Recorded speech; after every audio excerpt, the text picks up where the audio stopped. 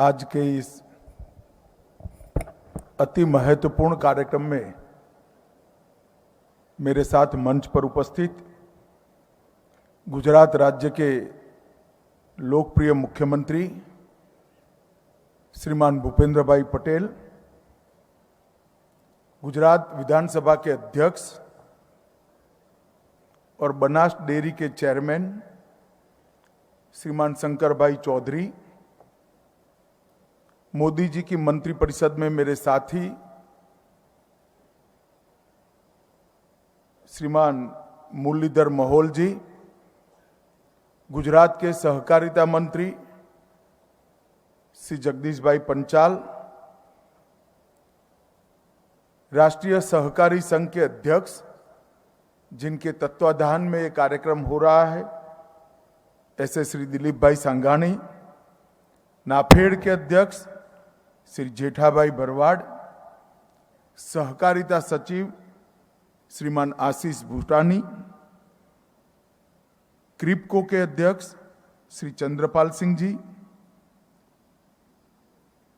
कोंडारू रविंद्र राव अध्यक्ष नेपकॉप, श्री अजय भाई पटेल गुजरात राज्य सहकारी बैंक के अध्यक्ष, श्री ज्योतिंद्र भाई मेहता अर्बन कोऑपरेटिव फेडरेशन के अध्यक्ष, श्री घनश्याम भाई अमीन राज्य सहकारी संघ के अध्यक्ष, श्री अवस्थी एमडी इपको, मिनेश भाई शाह अध्यक्ष एनडीडीबी, श्यामल भाई पटेल अध्यक्ष अमूल और आज के कार्यक्रम में देश भर से आए हुए और विशेषकर मेरे गुजरात से आए हुए प्यारे सभी सहकारी भाई बहनों का मैं स्वागत करता हूं। मित्रों, आज कई प्रकार से ये महत्वपूर्ण दिन है। सबसे पहले 102वां सहकारी अंतर्राष्ट्रीय सहकारी दिन है। 102 साल से एक प्रकार से आज के दिन को गिन ले तो देश भर के लोग इस दिन को सहकारिता के दिन के रूप में मनाते हैं। दुनिया में भी अंतर्राष्ट्रीय सहकारी दिन की इसकी मान्यता है और आज मैं देश और दुनिया के गुजरात के सहकारिता क्षेत्र में काम करने वाले सभी सहकारी कार्यकर्ताओं को हृदयपूर्वक सहकारिता दिन की बहुत बहुत शुभकामनाएं देता हूं। आज मेरे जैसे कई कार्यकर्ताओं के लिए बहुत बड़ा दिन है। आज डॉक्टर श्यामा प्रसाद मुखर्जी का जन्म हुआ था। श्यामा प्रसाद जी आज देश में बंगाल है तो इसका एकमात्र कारण श्यामा प्रसाद मुखर्जी है। आज देश में कश्मीर है तो इसका एकमात्र कारण श्यामा प्रसाद मुखर्जी। श्यामा प्रसाद मुखर्जी ने ही एक देश में दो विधान, दो प्रधान, दो निशान नहीं चलेंगे ये आंदोलन का नेतृत्व किया और लड़ाई लड़ते लड़ते अपना बलिदान दिया।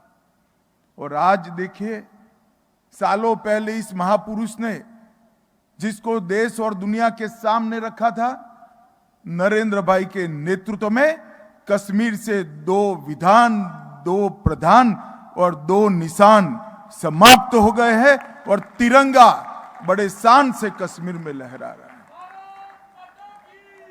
है। मैं आज श्यामा प्रसाद जी को बड़े मनपूर्वक और विनम्रता से श्रद्धांजलि देना चाहता हूं। आज बाबू जगजीवन राम की भी पुण्यतिथि है। बाबूजी ने इस देश के दलितों के लिए, पद दलितों के लिए ढेर सारे इनके विकास के अभियान चलाए और बाबूजी ने एक नींव रखी सामाजिक समरसता की और धर्म परिवर्तन के विरोध की और इसी नींव के चलते आज देश इस रास्ते पे आगे बढ़ रहा है। और हम सब के लिए एक और दृष्टि से भी महत्वपूर्ण दिन है क्योंकि आज के ही दिन मोदी जी ने स्वतंत्र सहकारिता मंत्रालय की स्थापना की। कई सालों से सहकारिता क्षेत्र की मांग थी कि एक स्वतंत्रता सहकारिता मंत्रालय बनाया जाए, परंतु कांग्रेस के आकाओं को इसकी जरूरत महसूस नहीं होती थी। मोदी जी गुजरात की धरती से आते हैं, जहां से सरदार पटेल, त्रिभुवनदास पटेल और महात्मा गांधी ने सहकारिता की नींव डालने का काम किया था। और उसी क्षेत्र से जब मोदी जी प्रधानमंत्री बनकर गए, इसी राज्य से गए, इन्होंने सहकारिता की आज की जरूरियात को समझकर स्वतंत्र सहकारिता मंत्रालय भारत सरकार में स्थापना करने का काम हमारे नेता, देश के प्रधानमंत्री नरेंद्र मोदी जी ने किया। मैं आप सभी को अपील करना चाहता हूं कि बड़े जोर से, करतल ध्वनि से मोदी जी का हम सब ने धन्यवाद करना चाहिए। भाइयों बहनों, आज नैनो यूरिया के लिए गुजरात के मुख्यमंत्री भूपेंद्र भाई ने बहुत महत्वपूर्ण निर्णय लिया है। नैनो यूरिया और नैनो डीएपी पर 50% की सब्सिडी दी है। इस मौके पर मैं गुजरात सरकार का तो धन्यवाद करता ही हूं, साथ में सभी किसानों को भी अपील करना चाहता हूं कि आप एक बार नैनो यूरिया का छिड़काव करते हैं, बाद में थैली से घन यूरिया डालने की जरूरत नहीं है। इससे आपका क्रॉप भी बिगड़ेगा, भूमि भी बिगड़ेगी। ये तरल नैनो यूरिया और तरल नैनो डीएपी जो है, प्रवाही यूरिया और प्रवाही डीएपी है, ये पर्याप्त है आपके क्रॉप के लिए, ये पर्याप्त है ज्यादा उत्पादन के लिए। ये दोनों का छिड़काव करने से निश्चित रूप से आपका क्रॉप और भूमि ही बिगड़ेगी, खाने वालों का स्वास्थ्य भी बिगड़ेगा। इसलिए मैं विनम्र अनुरोध करना चाहता हूं गुजरात के किसानों, सरकार ने इसको सस्ता किया है, छिड़काव करिए। मोदी जी ने ड्रोन दीदी की योजना लाए हैं, हमारे गांव की बहनों को छिड़काव के लिए ट्रेनिंग करिए और धरती माता के स्वास्थ्य की हम सब चिंता करें। आज भारत सरकार ने नेशनल कोऑपरेटिव ऑर्गेनिक लिमिटेड की स्थापना की है।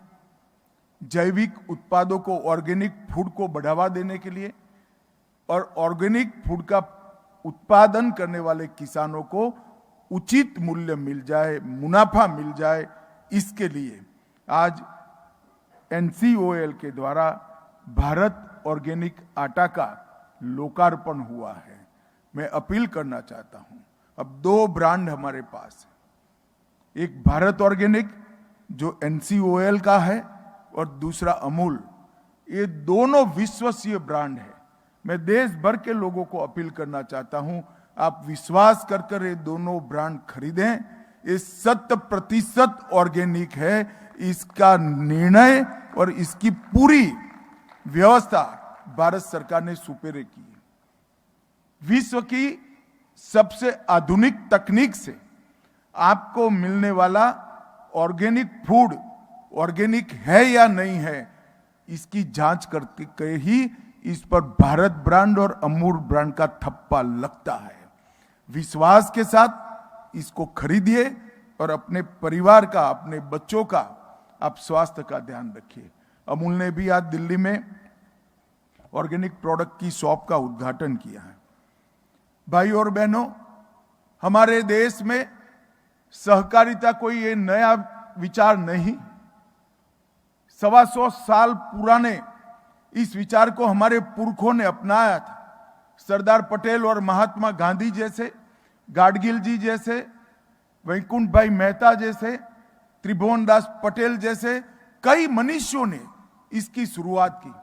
परंतु एक समय आया जब ये विचार लड़खड़ा गया और धीरे धीरे धीरे सहकारिता आंदोलन मंद पड़ता गया, धीरा पड़ता गया।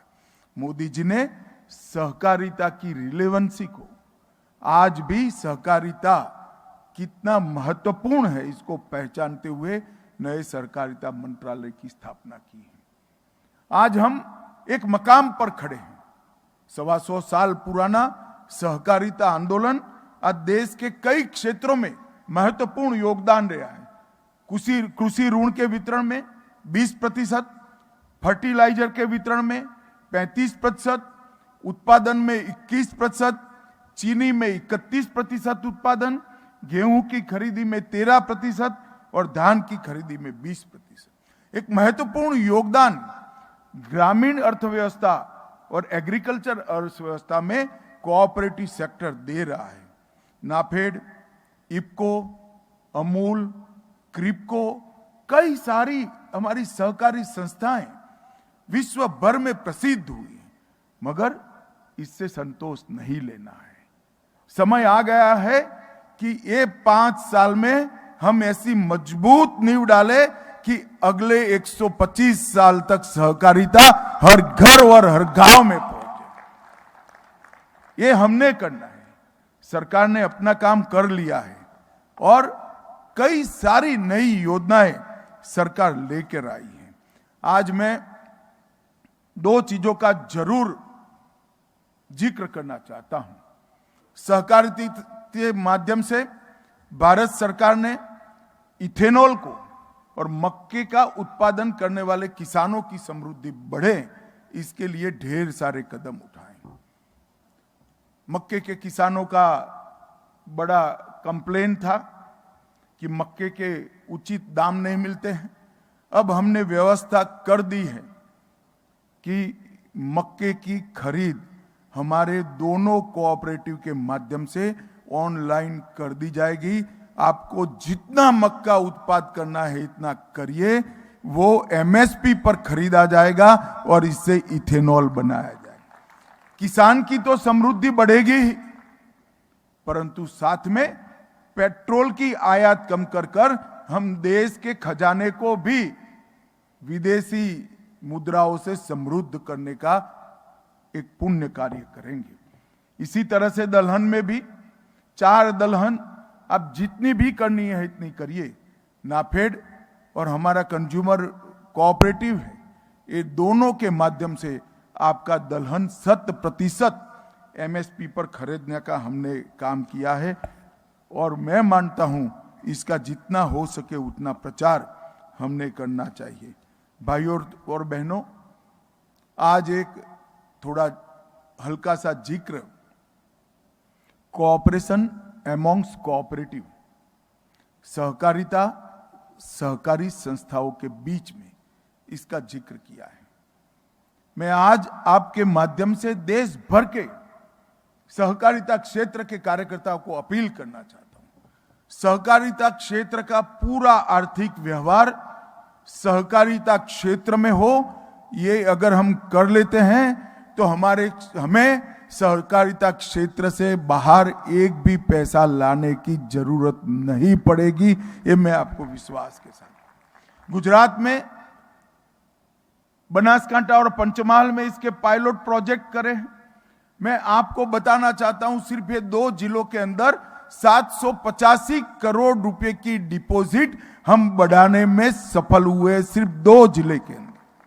अगर देश के सभी जिलों में हो जाए तो हमारे पास पर्याप्त धन होगा, जिससे सहकारिता का बाग फल फूल कर बहुत बड़ा हो जाएगा।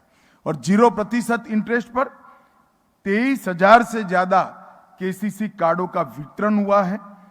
3.8 लाख रुपए डेबिट कार्ड, जो बहुत कम ऋण में हमारे किसान भाई और दूध उत्पादन करने वाली माताओं को ऋण देता है, वो रुपए डेबिट कार्ड उनको दिए गए हैं। और एक प्रकार से दोनों जिलों में ऊर्जा का संचार हो रहा है। ये कार्यक्रम के बाद मैं बनासकांठा और पंचमहाल जा रहा हूं, परंतु मेरा नाबार्ड और सभी देश भर की राज्य सहकारी बैंकों से आग्रह है कि डिस्ट्रिक्ट कोऑपरेटिव बैंक को साथ में रखकर, जिला दूध उत्पादक संघ को साथ में रखकर, हर डेयरी, हर पैक्स, हर सहकारी संस्था जिले की अपना अकाउंट डिस्ट्रिक्ट कोऑपरेटिव बैंक या स्टेट कोऑपरेटिव बैंक में खुलवाएं। अपना सारा जमा राशि, सारा डिपॉजिट कोऑपरेटिव संस्थाओं में करें। इससे सहकारिता क्षेत्र मजबूत भी होगा, पूंजी भी बढ़ेगी और हमारी ऊर्जा और आत्मविश्वास दोनों बढ़ेंगे। मुझे आशा है कि कोऑपरेशन अमॉन्ग्स कोऑपरेटिव का ये जो कंसेप्ट है इसको पूरा देश स्वीकार करेगा और हमारी ताकत बढ़ेगी। सहकार से समृद्धि, ये हमारे देश के प्रधानमंत्री मोदी जी ने नारा दिया है, ऐसे ही नहीं दिया है। मैं आप सभी को ये नारे के पीछे का चिंतन बताना चाहता हूं। इस देश में 30 करोड़ गरीबों को मोदी जी ने 10 साल के अंदर इनकी दैनंदिन जरूरियातों से मुक्त कर दिया।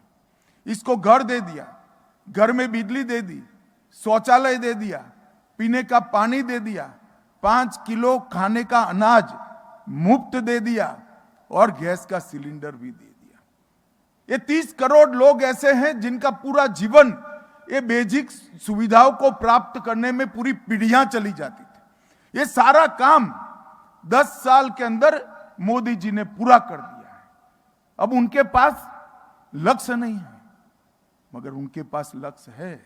वो आगे बढ़ना चाहता है, वो अपने बच्चों के लिए स्कूटी लाना चाहता है, घर में एक अच्छा पंखा लगाना चाहता है, माँ बीमार है तो कूलर लगाना चाहता है, वो पुरुषार्थ करना चाहता है, मेहनत करना चाहता है, मगर पूंजी नहीं है। अगर पूंजी नहीं है और देश के विकास के लिए योगदान देना है, पूंजी नहीं है और अपना विकास करना है, तो इसका एकमात्र रास्ता, एकमात्र मंत्र सहकारिता है, इसके अलावे नहीं हो सकता। अमूल इसका उदाहरण, 100 रुपए से ज्यादा पूंजी किसी बहन ने नहीं लगाई है। 35 लाख बहनें आज सिर्फ 100 रुपए की पूंजी निवेश कर 60,000 करोड़ रुपए का व्यापार कर रही है।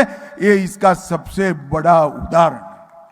100 रुपए की सिर्फ पूंजी से नरेंद्र मोदी जी ने सहकार से समृद्धि जो मंत्र दिया है, ये मंत्र के पीछे आजादी के 75 साल के बाद भी ये जो 30 करोड़ लोग पिछड़े हुए हैं, आर्थिक रूप से पिछड़े हुए, इनके जीवन में आत्मविश्वास, खुशी और समृद्धि देना है। वो परिश्रम करें, अपने पैर पर खड़े हों और उनकी आने वाली पीढ़ियां भारत की अच्छी नागरिक बनकर भारत के विकास में योगदान दे पाए। इसलिए कोऑपरेटिव को समृद्ध करना है। भारत सरकार के सहकारिता मंत्रालय ने ढेर सारे कदम उठाए।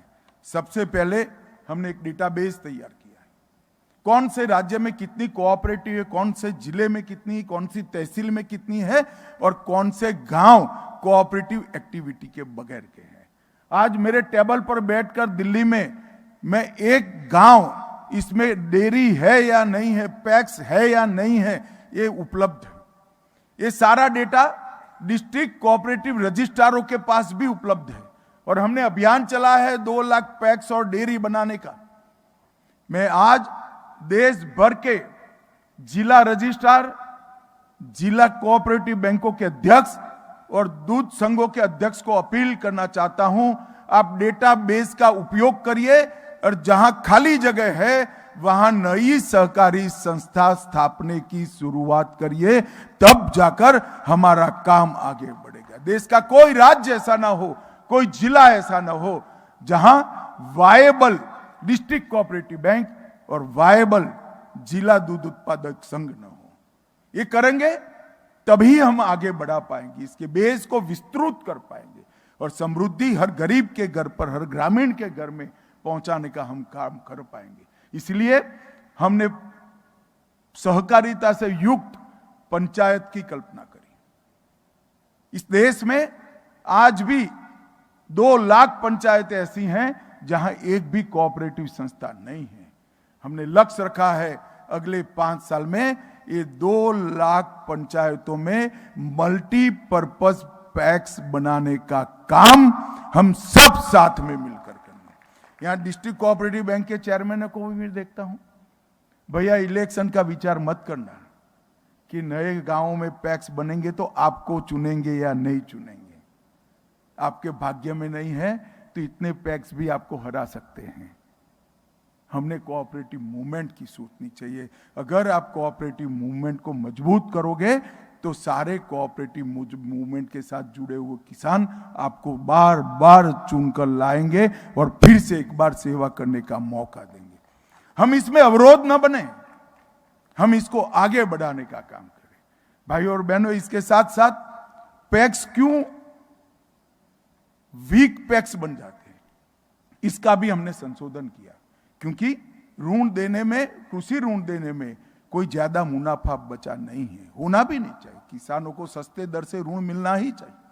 तो हमने पैक्स के मॉडल बायलॉज बनाए और मुझे आनंद है कि पैक्स स्टेट सब्जेक्ट होने के बावजूद कश्मीर से कन्याकुमारी और आसाम से लेकर द्वारका तक हर राज्य ने मॉडल बायलॉज एक्सेप्ट किए हैं और सबके बायलॉज बदल गए। हमने पैक्स को मल्टीपर्पज बनाया। अब पैक्स डेयरी का भी काम कर सकते हैं, पैक्स भंडारण का भी काम कर सकते हैं, पैक्स सस्ते अनाज की दुकान भी कर सकते हैं, पैक्स सस्ती दवाई की दुकान भी लगा सकते हैं, पैक्स फर्टिलाइजर भी बेच सकते हैं, पैक्स पेट्रोल पंप भी लगा सकते हैं, पैक्स रेलवे की बुकिंग भी कर सकते हैं, पैक्स एरोप्लेन की बुकिंग भी कर सकते हैं, पैक्स सीएससी भी बन सकते हैं। और आज मुझे आनंद है, मैं जब आपके सामने बोल रहा हूं, आज सुबह में डेटा लेकर आया हूं, 65,000 में से 48,000 पैक्स ने कोई न कोई नए आयाम को अपने साथ जुड़कर पैक्स को वायबल बनाने का काम किया। और मेरा आप सभी से आग्रह है कि नए पैक्स जो रजिस्टर हो वो मॉडल बायलॉज के तरह, डेयरी इसके साथ जुड़ी हो, भंडारण इसके साथ जुड़ा हो, खाद का व्यापार इसके साथ जुड़ा हो, सस्ती दवाइयों की दुकान इसके साथ जुड़ी हो। और गुजरात राज्य जैसा राज्य तो इसमें मॉडल बन सकता है, देश भर का मार्गदर्शन कर। भाई और बहनों, इसके साथ हमने 3 मल्टी स्टेट कोऑपरेटिव बनाए, ऑर्गेनिक सोसाइटी, एक्सपोर्ट सोसाइटी और बीज सोसाइटी। इसके माध्यम से किसानों की समृद्धि बढ़ाने का मार्ग प्रशस्त किया है। मेरा आप सभी से आग्रह है, ये तीनों सोसाइटी की साइट पर जाकर आपने आपके अपने पैक्स को इसके साथ रजिस्टर करिए। सहकारी बैंकों के लिए, नागरिक सहकारी बैंकों के लिए एक अम्ब्रेला संगठन बनाने का शुरुआत हुआ है और इससे सहकारी बैंकों पर, नागरिक सहकारी बैंकों पर लोगों का भरोसा बढ़ेगा। एक ही माह में हम सहकारिता नीति लेकर आएंगे। 1100 नए एफपीओ खुल चुके हैं, नए बायलॉज 1 लाख से अधिक पैक्सों ने एक्सेप्ट कर लिए हैं और एनसीडीसी को 2000 करोड़ रुपए का बॉन्ड जारी करने से एनसीडीसी ज्यादा सहकारी संस्थाओं का भला कर पाएगी, इसका मुझे विश्वास है। अर्बन कोऑपरेटिव बैंक को नई शाखाएं खोलने का लक्ष्य मिला है। पीएसएल के लक्ष्यों की आग्रह जो था, इसमें भी 2 साल बढ़ाने का निर्णय किया है। सहकारी बैंकों को व्यक्तिगत आवास ऋण की सीमा 2 गुनी कर दी गई है और आयकर का लाभ और नकद उठाने का सीमा दोनों में बढ़ोतरी की है। मैट में 18% से कंपनियों की तरफ 15% लाए हैं और चीनी सहकारी मिलों के सालों से पेंडिंग चीज थी, वो 15,000 करोड़ का उनका इनकम टैक्स के क्लेम को कानून बनाकर निरस्त करने का काम हमारे नेता नरेंद्र मोदी जी ने किया। भाई और बहनों, मैं आज इस माध्यम से देश भर के सहकारिता क्षेत्र के कार्यकर्ताओं को शुभकामनाओं के साथ साथ आह्वान भी करना चाहता हूं कि आइए हम सब साथ में मिले और सहकारिता को हमारे देश का अर्थतंत्र का एक मजबूत स्तंभ बनाएं।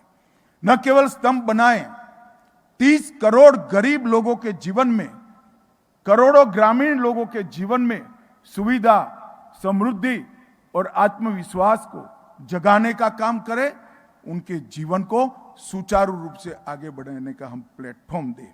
एक टीम की तरह काम करते हुए इस आंदोलन को हम आगे बढ़ाएं, यही मेरी अभ्यर्थना है। मैं आपको विश्वास देना चाहता हूं भाई और बहनों, 2029 में जब सहकारिता दिन मनाया जाएगा, एक भी पंचायत ऐसी नहीं होगी जहां पैक्स नहीं होगा, जहां डेयरी नहीं होगा और जिला कक्षा की संस्थाएं नहीं होंगी। इसके लिए आप सबका साथ चाहिए, आप सबका सहकार चाहिए।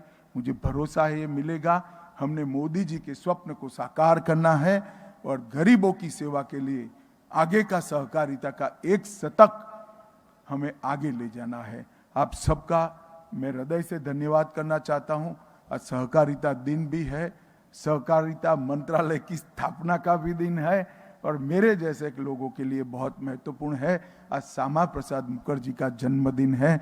तीनों की मैं बहुत बहुत शुभकामनाएं देकर मेरी बात को समाप्त करता हूं। वंदे मातरम।